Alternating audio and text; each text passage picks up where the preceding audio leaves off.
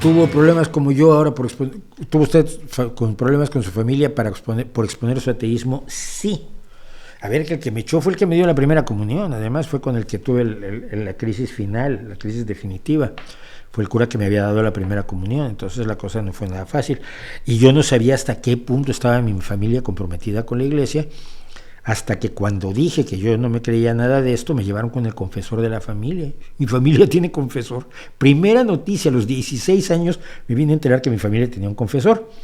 Luego ahí ocurrió algo que sí fue de las anécdotas más cómicas de mi vida. Era el padre Lipe, el padre Felipe.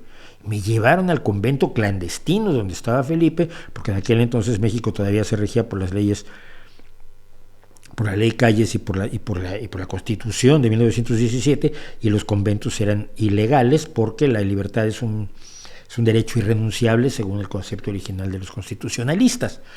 Entonces, pues eran clandestinos. Me llevaron al convento clandestino y me acuerdo de mi mamá que se acerca a la recepción ahí, oiga, el padre Lipe. Me la miraron como si hubiera preguntado por Satanás, ¿no? Y dice, ¿no quiere usted hablar con alguien más? No, es que el padre Felipe ha estado a cargo de la salud espiritual de la familia Huerta durante tantos años, y yo miraba por todos lados diciendo, ¿qué es esto?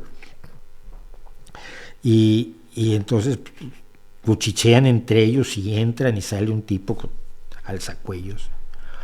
Es que mire usted, el padre Felipe ya no está con nosotros, como si hubieras dejado de trabajar en el McDonald's, ¿no? Y le dice, porque dejó los hábitos y se ha casado.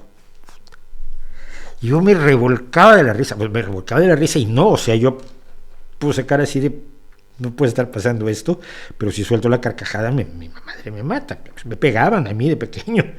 A los 16 años ya no, pero sí me pegaban y el recuerdo es el recuerdo.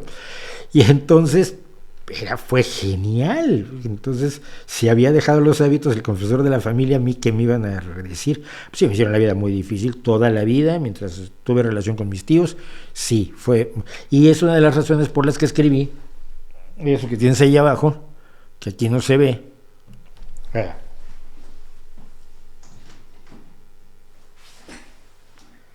Fue una de las razones por las que escribí No por Dios, ateísmo para principiantes, que sí tenemos suerte. Este año se va a reeditar con una edición corregida y aumentada por mí.